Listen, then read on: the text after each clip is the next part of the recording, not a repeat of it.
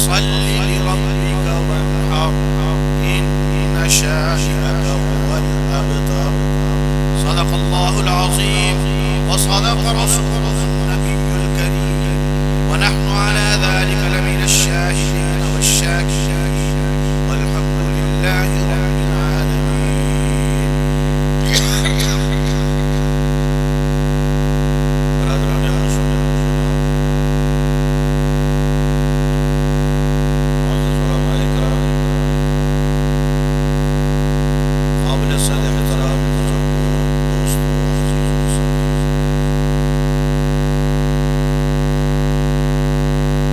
یہ پروگرام جو سیرت ساقیہ کوثر کے عنوان سے منعقد ہو رہا ہے، اس سے پہلے علماء کرام مختلف عنوانات پر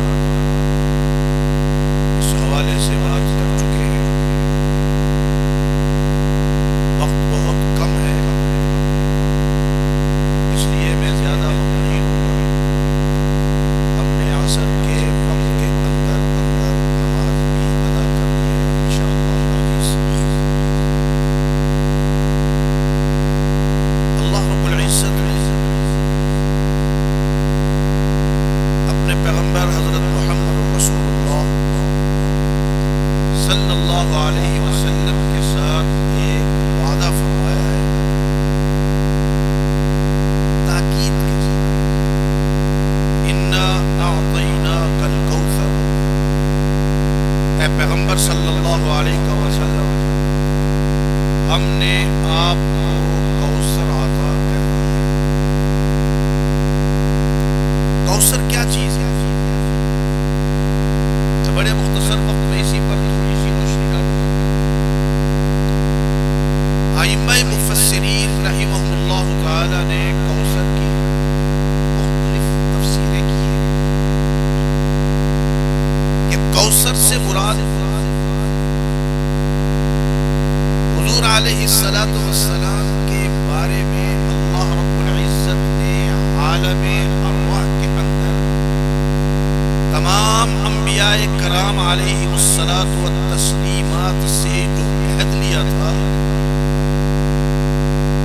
کہ اے میرے نبیوں کی روح، جب میں تمہیں بشری وجود دوں گا اور تمہارے سروں پر نبوت کے تاج رکھوں گا،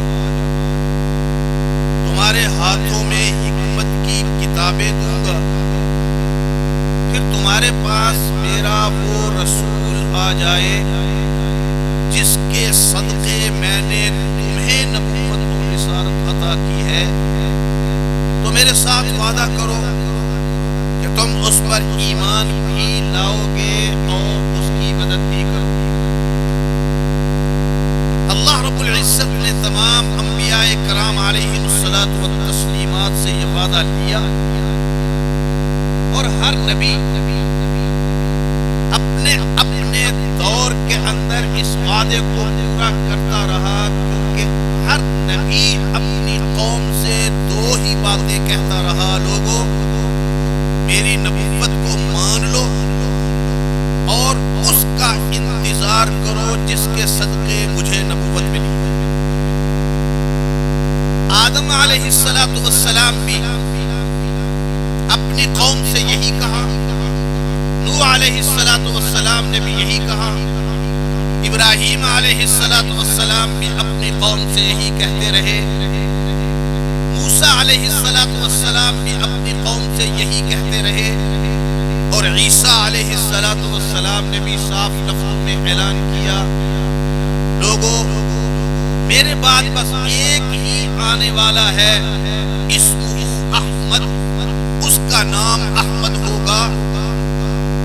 اگر ہم اس وعدے کو اور انبیاء کرام علیہ الصلاۃ والتسلیمات کے سلسلے کو دیکھیں، ایسے پتہ چلتا ہے اللہ نے اپنے محبوب کا راستہ صاف کرنے کے لیے 1,24,000 کم و بیش منادی بھیجے. لوگوں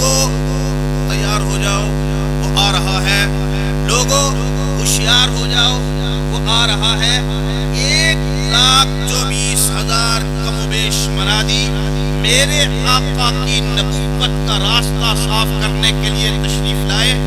بعض ائمہ مفسرین رحمہ اللہ تعالی نے لکھا کہ کوثر سے مراد وہ میثاق انبیاء ہے جو اللہ رب العزت نے تمام انبیاء کرام علیہ الصلوۃ والتسلیمات سے لیا۔ بعض ائمہ مفسرین رحمہ اللہ تعالی نے لکھا کہ کوثر سے مراد معراج ہے، کہ حضور نبی کریم صلی اللہ تعالی علیہ وسلم کو اللہ رب العزت نے وہ معراج عطا فرمایا جو کسی اور نبی کو نہیں ملا۔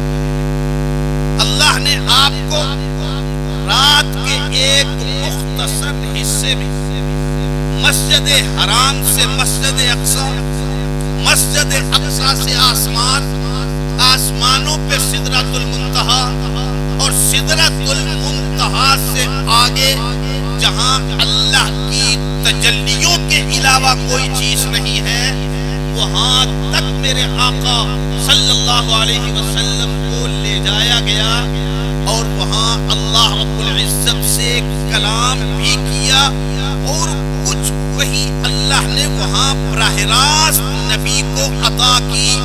آمن الرسول بما انزل الیہ من ربہ والمؤمنون، یہ دو آیتیں اللہ نے وہاں اپنے نبی کو بطور تحفہ عطا فرمائی۔ وہ معراج ائمہ مفسرین رحمہ اللہ تعالی فرماتے ہیں کہ کوثر سے مراد وہ معراج ہے جو حضور علیہ الصلوۃ والسلام کو عطا ہوا۔ بعض ائمہ مفسرین رحمہ اللہ تعالی فرماتے ہیں کہ کوثر سے مراد یہ امت ہے جس کے بارے میں اللہ رب العزت فرماتے ہیں کنتم خیر امت، تم ایک بہترین امت ہو۔ یہ اللہ کس سے فرما رہے ہیں؟ عام طور پر ہم علماء کرام سے صرف اتنا ہی سنتے ہیں کہ تم ایک بہترین امت ہو، لیکن اللہ یا ایھا الذین آمنوا سے یہ جو چیز شروع کر رہے ہیں، مضمون شروع کر رہے ہیں، پہلے اللہ 5 تقاضے کرتے ہیں، اور جو ان 5 تقاضوں کو پورا کر دے اللہ اسے فرماتے ہیں کنتم خیر امت۔ پہلے 5 تقاضے ہیں اللہ کے، جب تک ان 5 تقاضوں کو پورا نہ کرو تم بہترین امت نہیں ہو۔ پہلا تقاضا اللہ رب العزت فرما رہے ہیں یا ایھا الذین آمنوا اتقوا اللہ حق تقاتہ، اے ایمان والو اللہ سے ڈرو جیسا اس سے ڈرنے کا حق ہے، جیسا اس سے ڈرنے کا۔ جن کے دلوں کے اندر ماں کا ڈر ہے، ایمانداری سے بتائیں کہ وہ ماں کے سامنے ماں کی نافرمانی کریں گے؟ جن کے دلوں کے اندر باپ کا ڈر ہے وہ باپ کی نگاہوں کے سامنے باپ کی نافرمانی کریں گے؟ جن کے دلوں کے اندر استاد کا ڈر ہے کیا وہ استاد کی نظروں کے سامنے استاد کی نافرمانی کریں گے؟ جن لوگوں کے دل کے اندر پولیس کا ڈر ہے کیا وہ پولیس کے سامنے قانون شکنی کریں گے؟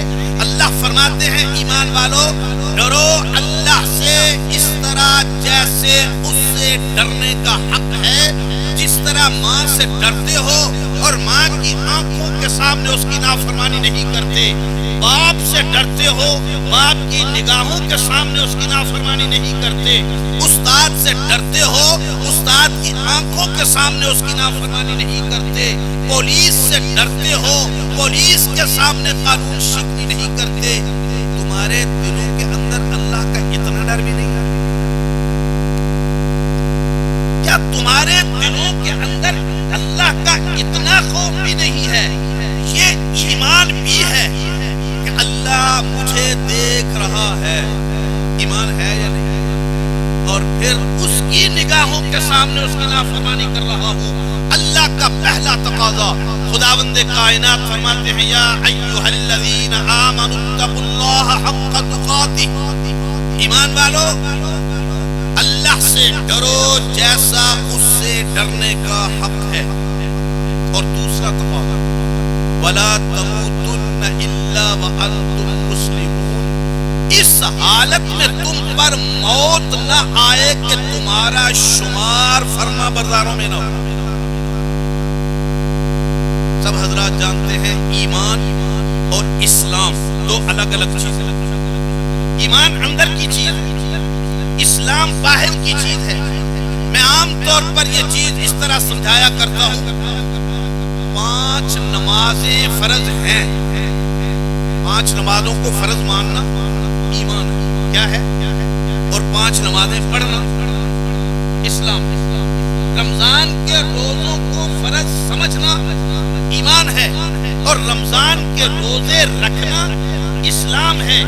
سود کو حرام سمجھنا ایمان ہے، سود سے بچنا اسلام ہے.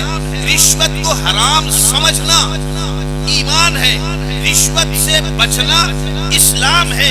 شراب کو حرام سمجھنا ایمان ہے، شراب سے بچنا اسلام ہے. اللہ فرماتے ہیں ایمان والو تم پر اس حالت میں موت نہ آئے کہ تمہارے اندر ایمان ہو اور باہر اسلام نہ ہو. لا تموتن الا وانتم مسلمون. اس حالت میں تم پر موت نہ آئے، یہ اللہ کا دوسرا تقاضا. تیسرا تقاضا خداوند کائنات فرماتے ہیں واعتصموا بحبل اللہ جميعا ولا تفرقوا. او ایمان والو سارے مل کر اللہ کی رسی کو مضبوطی کے ساتھ پکڑ لو. سارے جمع ہو کر اتحاد کے ساتھ، اتفاق کے ساتھ سارے مل کے اللہ کے قرآن کو مضبوطی کے ساتھ پکڑ لو. یا اللہ میں قرآن کو پکڑ کے مضبوطی کے ساتھ اپنے سینے کے ساتھ لگا لوں. فرمایا نہیں، قرآن کو پکڑنے کا مطلب یہ ہے کہ قرآن کا ہر حکم مان، قرآن کا ہر عقیدہ مان. کوئی قرآن کا ایسا عقیدہ نہ ہو جس پر تیرا ایمان نہ ہو. قرآن کا کوئی حکم ایسا نہ ہو جس پر تو عمل نہ کرتا ہو. واعتصموا بحبل اللہ جميعا. اللہ کی رسی کو، رسی سے مراد اللہ کا قرآن کو مضبوطی کے ساتھ پکڑ لو. یہ تیسرا تقاضا ہے. اور چوتھا تقاضا ولا تفرقوا. آپس میں فرقہ فرقہ نہ بنو. آپس میں آپ جانتے ہیں فرقہ کس کو کہتے ہیں؟ درخت ہے، درخت کی کوئی شاخ ٹوٹ کے گر جائے وہ فرقہ بن گیا. درخت فرقہ نہیں ہوتا. درخت سے پتا ٹوٹ جائے وہ پتا فرقہ ہے. درخت سے شاخ ٹوٹ جائے وہ شاخ فرقہ ہے. درخت اصل ہے، اس اصل سے جو کٹ جائے وہ فرقہ ہوتا ہے. اللہ فرماتے ہیں کہ قرآن کو اس طرح مضبوطی کے ساتھ پکڑ لو اور قرآن کے اصل کو چھوڑو نہیں. فرقہ فرقہ مت بنو. قرآن کے ساتھ اپنے فکر کو، اپنے عقیدے کو، اپنے دلوں کو مضبوطی کے ساتھ جوڑ لو.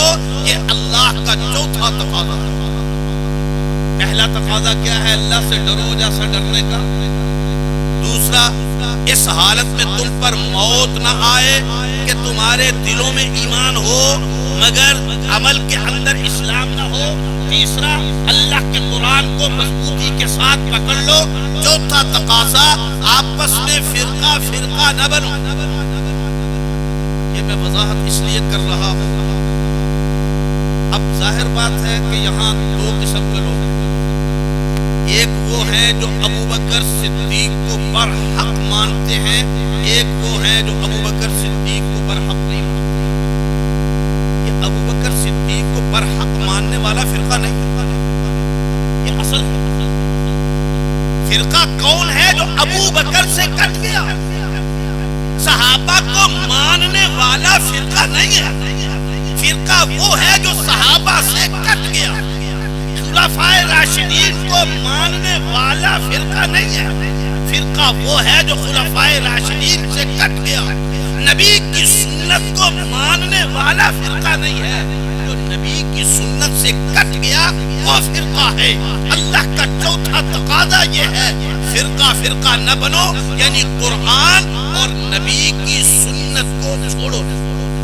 اور پانچواں تقاضا خداوند کائنات فرماتے ہیں وَلْتَكُن مِّنكُمْ أُمَّةٌ يَدْعُونَ إِلَى الْخَيْرِ، تمہارے اندر ہر دور میں ایک ایسی جماعت موجود رہنی چاہیے جو خالص قرآن و سنت کی ترجمانی کرنے والی ہو، جو قرآن و سنت سے عمل کرنے والی ہو، جو قرآن و سنت کی دعوت دینے والی ہو۔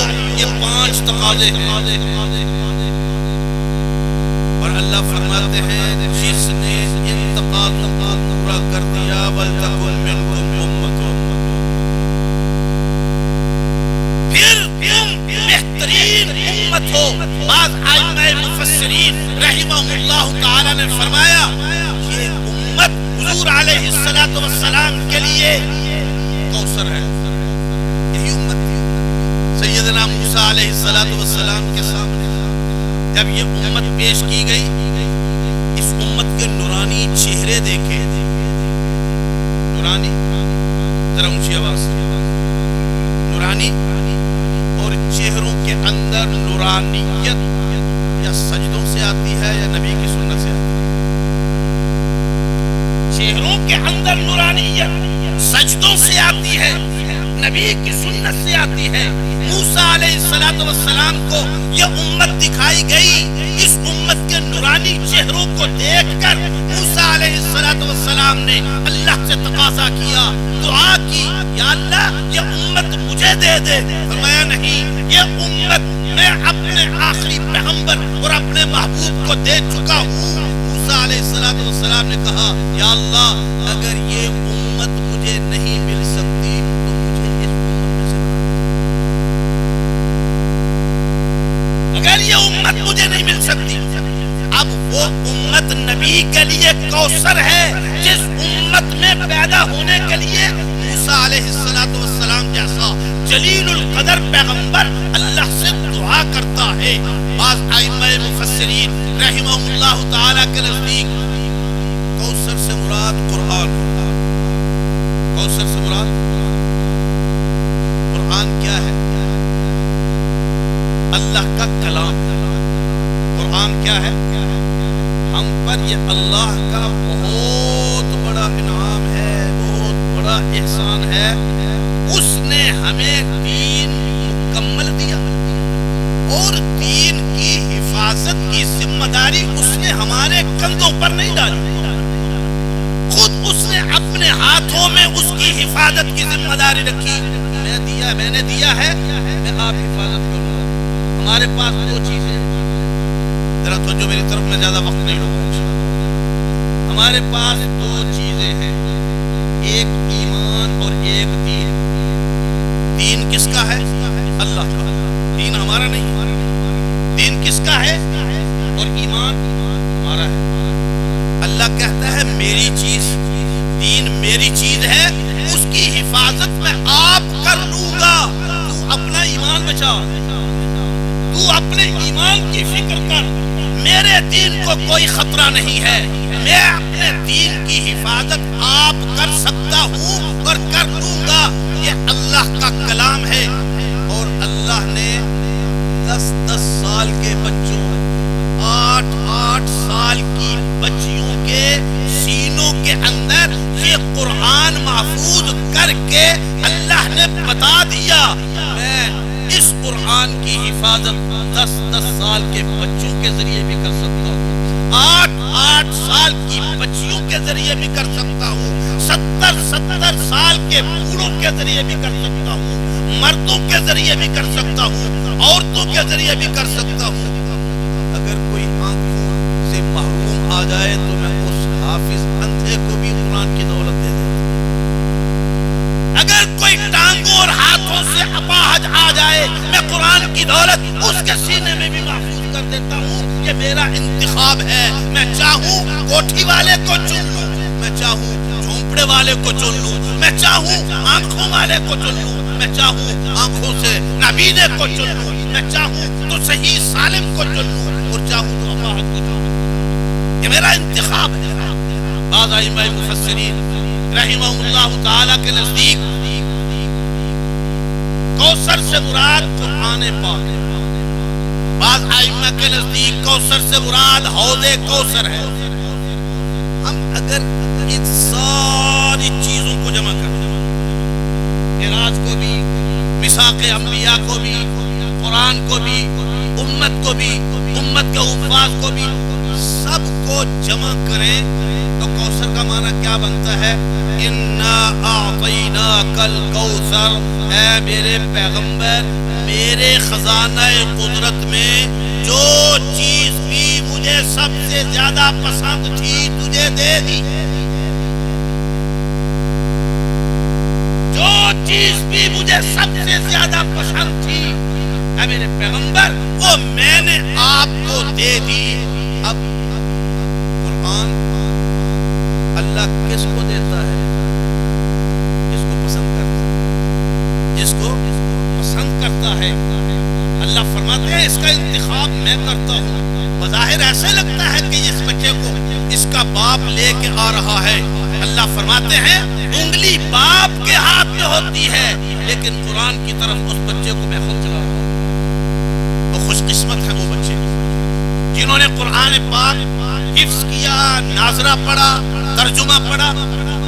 اللہ رب العزت کی یہ بہت بڑی نعمت انہوں نے حاصل کی۔ اللہ رب العزت ان کو اس قرآن پر عمل کرنے کی توفیق عطا فرمائے اور اس قرآن کی اشاعت کرنے کی توفیق عطا فرمائے۔ چونکہ وقت بہت کم رہ گیا ہے اس لیے میں انہی الفاظ پر اکتفا کرتے ہوئے اجازت چاہتا ہوں۔ وآخر دعوانا الحمد